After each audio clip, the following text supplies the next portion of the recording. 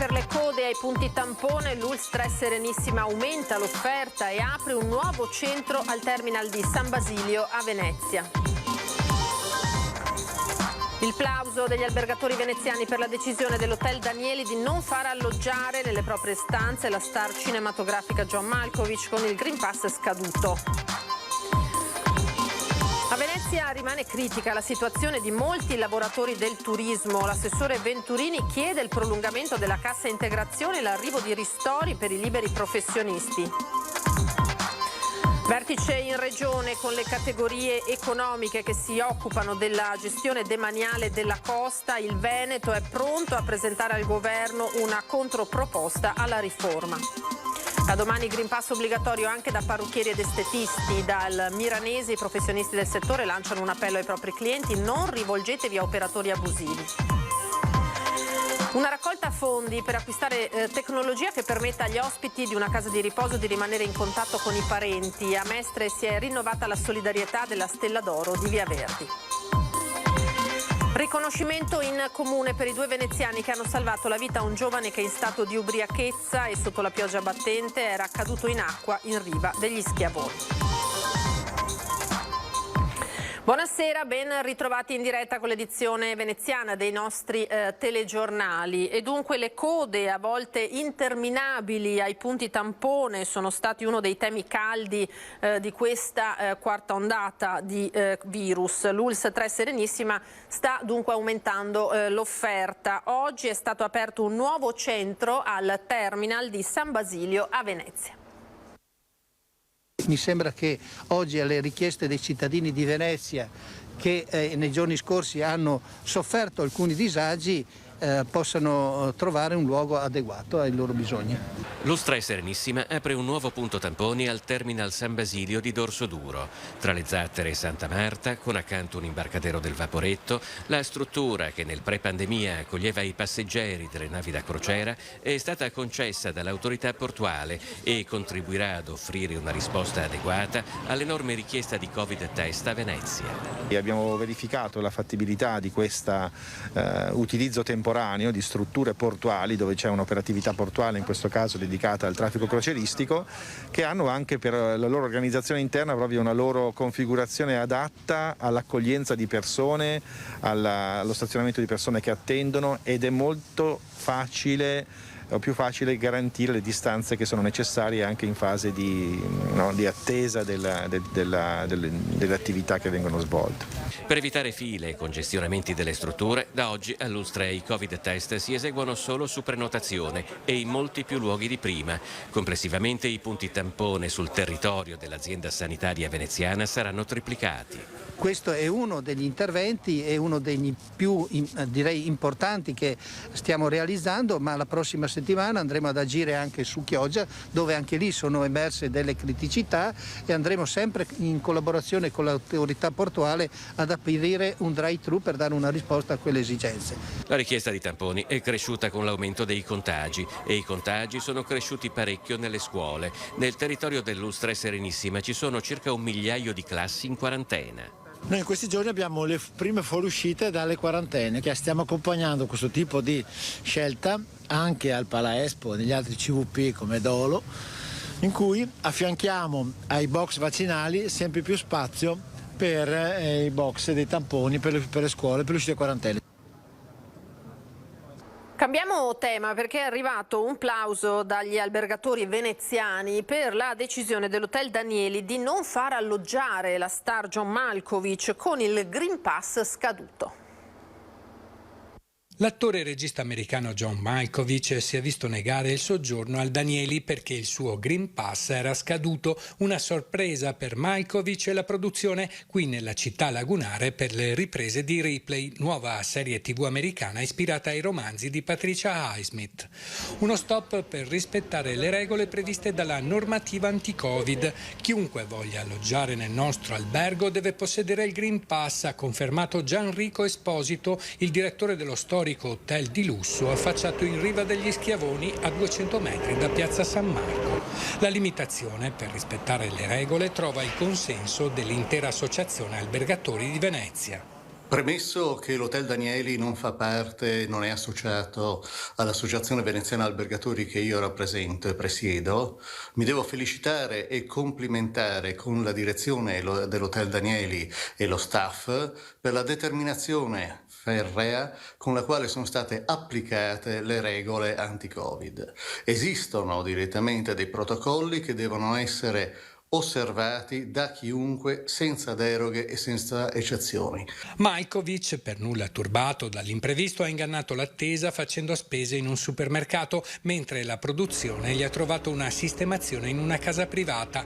Da quando la produzione è sbarcata in laguna viene assistita e seguita dal punto di vista sanitario da una struttura mobile privata nei pressi della Pietà che provvede a effettuare i tamponi molecolari ogni 2 giorni a tutti i membri dello staff.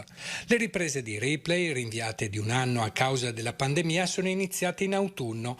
Primo Ciak ad Anzio, poi a Napoli, quindi in Costiera Amalfitana, ora l'approdo a Venezia, dove i Ciak verranno realizzati in tanti campi e campielli e anche all'interno del Danieli. E proprio a Venezia rimane critica intanto la situazione di molti lavoratori del turismo. L'assessore Venturini chiede il prolungamento della cassa integrazione per i dipendenti del comparto e l'arrivo di ristori per i tanti liberi professionisti attivi nel settore. Mancano gli americani, mancano i giapponesi, mancano tutta la parte del Medio Oriente. Ovviamente il turismo di prossimità non consente di sopravvivere a sufficienza. I turisti che si sono visti nell'ultimo periodo sono ancora insufficienti a risollevare un settore che a Venezia necessita di ben altri numeri per restare in piedi. Per le migliaia di persone che lavorano nel comparto servono, secondo l'assessore al turismo Venturini, risposte immediate e di prospettiva. Il rinnovo della cassa integrazione e della FIS per accompagnare la transizione fino almeno ad aprile e giugno, e poi serve un intervento importante in termini di ristori, perché molte figure professionali del turismo sono autonomi, partite IVA, penso alle guide, penso agli accompagnatori, penso a tutta una serie di figure professionali che sono scoperte dalla cassa integrazione perché non sono dipendenti. E poi c'è il tema legato alle crociere, che è una gamba importante con 5.000 posti di lavoro collegati, su cui purtroppo c'è molta nebbia ancora intorno. L'evolversi della nuova ondata di coronavirus rende tra l'altro sempre più evidente il fatto che anche questo carnevale, sul cui arrivo avevano contato in molti, non potrà svolgersi con le modalità pre-pandemia. E sarà un carnevale ovviamente non di massa, non ci saranno i grandi eventi, non ci saranno il volo dell'angelo, ma stiamo ragionando su una serie di iniziative tali per cui si possano organizzare delle cose controllate, e Venezia è stata la prima a mettere in piedi il controllo del Green Pass col Redentore, prima ancora che esistesse il Green Pass, quindi sappiamo farlo bene in sicurezza, e dall'altra parte pensare a qualcosa di evocativo e scenografico che possa dialogare poi con la stampa internazionale, raccontando di una Venezia pronta a partire, in modo che marzo e aprile, con la bella stagione, con la Biennale, si possa tornare a una stagione come quella dell'anno scorso. E intanto la Regione ha incontrato i rappresentanti delle categorie turistico-balneari per illustrare la proposta che il Veneto intende presentare al Governo. L'assessore al turismo della Regione del Veneto, Federico Canera, ha incontrato nella sede della Giunta regionale le categorie economiche che si occupano della gestione demaniale in ambito turistico e ricreativo per illustrare la proposta che il Veneto intende presentare al Governo, anche alla luce della sentenza del Consiglio di Stato esito della direttiva Bolkestein. Direi che è stato un confronto molto positivo, le categorie hanno accolto in maniera ottimale quelle che sono le nostre proposte. Noi di fatto vogliamo riprendere quella che è una normativa già esistente, la legge 33 della Regione, che riconosce il valore commerciale delle aziende, che riconosce gli investimenti che sono stati fatti da parte dei concessionari e che soprattutto va a proporre in tema di gare quelli che sono i prossimi investimenti che i concessionari potranno fare e che vengono inseriti in termini di priorità per assegnare la concessione. Inoltre abbiamo inserito il tema dell'avviamento, che non è mai stato considerato e che per la prima volta in una legge si vede. Soddisfazione per l'incontro anche da parte delle categorie turistico-balneari presenti, che hanno dato piena ed ampia disponibilità alla Regione. Abbiamo accolto con favore l'invito dell'assessore Canerci, è stata illustrata questa proposta di Regione del Veneto trasmessa nei giorni scorsi al Ministro Garavaglia. La proposta ci convince perché rispecchia quello che da sempre è il DNA dell'imprenditoria turistico-balneare di questa regione. Si parla di investimenti, si parla di innovazione, si parla di tutelare le professionalità acquisite. L'interlocuzione da una parte con la conferenza di sindaci della costa, dall'altra parte con la regione del Veneto è determinante proprio per condividere percorsi e modalità che abbiano come unico obiettivo quello di garantire la continuità aziendale e la continuità occupazionale.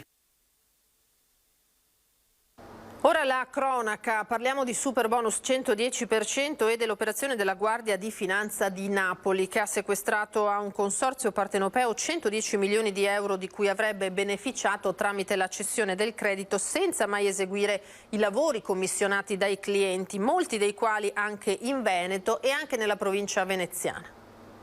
È sfociato in un sequestro preventivo di quasi 110 milioni di euro di crediti d'imposta da parte della Guardia di Finanza il caso del consorzio SGAI di Napoli, sul quale la Procura della Repubblica partenopea ha aperto un'indagine ipotizzando che abbia truffato centinaia di clienti che gli si erano affidati per beneficiare del Superbonus 110%. Eseguiti perquisizioni e sequestri nelle abitazioni di 21 persone coinvolte a vario titolo nell'inchiesta e di 3 sedi di enti o società. Una perquisizione è stata eseguita anche nel Trevigiano, proprio nella sede di una società legata a SGAI, ma non sono stati sequestrati crediti e nella Marca non risultano attualmente indagati. In pratica il consorzio è accusato di aver incassato i crediti ceduti dai clienti senza mai realizzare i lavori. L'inchiesta, oltre al Veneto, ha toccato anche Friuli Venezia Giulia, Abruzzo, Calabria, Lazio, Lombardia e Piemonte. Solo allo studio legale Bruschi di Vittorio Veneto si sono rivolti un centinaio di clienti raggirati residenti tra Treviso, Padova e Belluno. Noi stiamo procedendo con le querele per tutelare questo sequestro molto importante di 110 milioni di credito d'imposta è fondamentale, anche perché in base a questo auspichiamo di poterci costituire parte civile per tutte le persone lese e agire con una azione di carattere collettivo, una costituzione di carattere collettivo e appunto mettere in moto una giusta tutela di questi clienti che si trovano col cassetto fiscale di fatto bloccato, con la possibilità di essere accertati da parte dell'Agenzia delle Entrate e anche di dover corrispondere tutto l'importo del credito d'imposta, addirittura maggiorato fino al doppio oltre agli interessi. Secondo la Finanza, il consorzio a partire dal dicembre 2020 avrebbe beneficiato di oltre 109 milioni di euro di crediti d'imposta che, ceduti a intermediari finanziari, sarebbero stati monetizzati per un totale di 83 milioni. Le singole fatture emesse a nome dei clienti seguiti dallo studio legale di Vittorio Veneto ammontano mediamente a 60.000 euro e questo dà la dimensione di cosa rischino, se non tutelati adeguatamente, le vittime del presunto raggiro. Questa situazione merita un'importante tutela e quindi tutti coloro che si trovano in questa situazione devono assolutamente farsi assistere legalmente. La Polizia di Stato di Venezia, su provvedimento del Questore, ha di recente emesso 3 DASPO nei confronti di 3 tifosi, 2 dell'Inter e 1 del Verona, che in occasione delle recenti partite contro il Venezia si erano resi protagonisti di comportamenti violenti, dando fuoco a seggiolini e accendendo fumogeni e petardi all'interno dell'impianto sportivo. Prosegue quindi l'azione di contrasto al fenomeno degli atti di violenza durante gli incontri sportivi, fortemente voluta dal Questore di Venezia per garantire la sicurezza delle gare di campionato e di Coppa Italia nelle quali la squadra lagunare è impegnata. Torniamo ai vincoli legati alla situazione pandemica. Da domani il Green Pass diventa obbligatorio anche per accedere a parrucchieri ed estetisti e dalla Milanese i professionisti del settore lanciano un appello ai propri clienti: non rivolgetevi, dicono, ad operatori abusivi.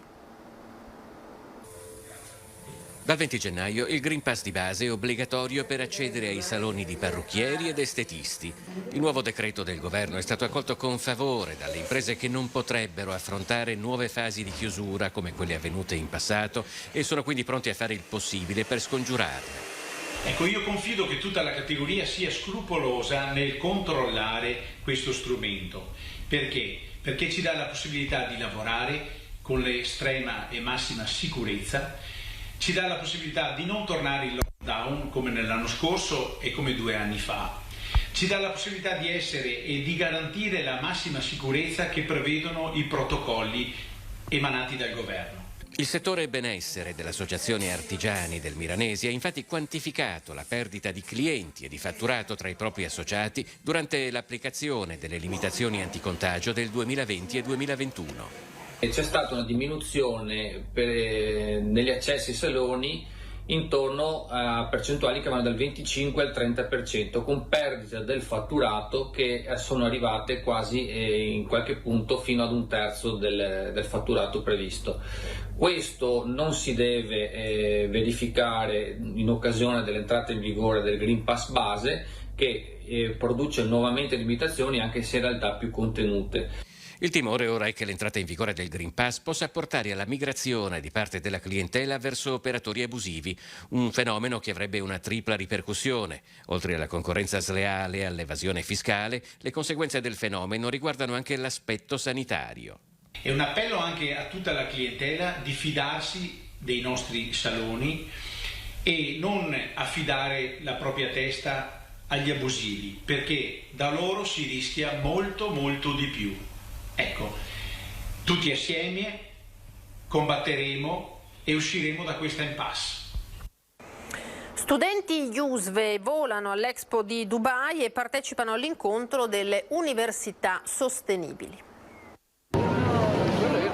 16 studenti dell'Istituto Universitario Salesiano di Venezia sono volati all'Expo di Dubai per dare il nostro contributo in partnership con la rete delle università sostenibili italiane. Il loro contributo è stato offerto attraverso diverse forme, dalla presentazione di un progetto di comunicazione social legata ai temi della sostenibilità incentrato sulla lotta all'inquinamento fino all'ecologia integrale. Come gli studenti universitari e le università possono contribuire ad un futuro sostenibile, un futuro che tenga conto delle necessità dell'ambiente e anche di quelle sociali. Presente a Dubai anche Cube Radio, l'emittente accademica dello IUSVE, per divulgare i temi cari alla Laudato Si di Papa Francesco. Contribuiamo aiutando per gli aspetti di tipo comunicativo, sia social che video, e anche per la partecipazione e la formazione in questo comune cammino a cui ci ha invitato come Università Salesiana, in particolare Papa Francesco. Una raccolta fondi per acquistare tecnologia che permetta agli ospiti di una casa di riposo di rimanere in contatto con i parenti. A Mestre si è rinnovata la solidarietà della Stella d'Oro di Via Verdi. Con la consegna di quanto raccolto durante le festività natalizie, la Stella d'Oro della Solidarietà di Via Verdi ha potuto aiutare per il 4º anno una realtà di Mestre reputata meritevole di attenzione. Quest'anno la solidarietà dei negozi e delle attività della via, supportati dal comune e dalla generosità di chi ha partecipato all'iniziativa, è andata alla casa di riposo Antica Scuola dei Battuti. Una scelta che era stata compiuta sull'osservazione di come la situazione emergenziale del Covid avesse comportato per gli ospiti della struttura l'applicazione di protocolli anticontagio che li avevano portati ad un repentino isolamento fisico ed emotivo dagli affetti e dalle relazioni, e su come l'utilizzo della tecnologia possa permettere di superare almeno in parte questa situazione, fornendo una modalità alternativa per sentire più vicini i propri cari. I circa 1.000 euro raccolti in queste settimane saranno quindi destinati all'acquisto di casse acustiche, microfoni e altra strumentazione simile per rendere migliore la qualità di vita degli anziani. Un gagliardetto del comune a Ivan Covelli e Riccardo Gemolo, i due veneziani che la sera del 5 gennaio hanno salvato la vita a un giovane che in stato di ubriachezza e sotto la pioggia battente era caduto in acqua in riva degli Schiavoni. A consegnare il riconoscimento a Ca' Farsetti, lo vedete nelle immagini, l'assessore alle attività produttive Sebastiano Costalonga. Quella sera Ivan si è gettato in acqua riuscendo a recuperare il giovane che nel frattempo aveva perso conoscenza e con l'aiuto dalla riva di Riccardo è riuscito a trascinarsi sino ad alcuni scalini di un vicino pontile. Era l'ultima notizia per questa edizione, grazie per essere stati con noi. Tra poco, come sempre, il TG di Treviso, ora le previsioni del tempo per domani. Arrivederci.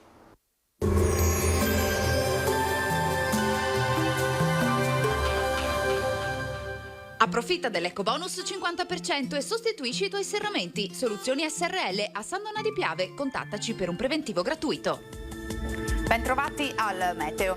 Giovedì 20 gennaio, pressione atmosferica in diminuzione per l'arrivo di un veloce fronte instabile dal nord Europa che porterà qualche disturbo. Vediamo la situazione nel dettaglio. Sul Veneto fino al primo mattino cielo in prevalenza nuvoloso, saranno possibili deboli o debolissime precipitazioni sparse che potranno bagnare le zone di pianura. In seguito e dunque dal pomeriggio schiarite via via più ampie a partire dai rilievi fino a cielo sereno o poco nuvoloso. Temperature minime in lieve aumento in pianura ma ancora prossime o inferiori allo zero, massime sui 6-8 gradi. Spostiamoci ora sul Friuli Venezia Giulia, anche in questo caso avremo molte nubi con qualche pioggia inizialmente ma in cessazione con il passare delle ore quando sarà più soleggiato. Temperature minime tra lo 0 e i 4 gradi, massime sui 7-10 gradi. Infine diamo uno sguardo alla situazione del Trentino Alto Adige, dove sarà assolutamente soleggiato, non sono previsti fenomeni, solo qualche addensamento. Temperature minime intorno a -4, -2 gradi, massime sui 7-8 all'incirca. Dal meteo di Antenna 3 per ora è tutto, grazie per l'attenzione e arrivederci.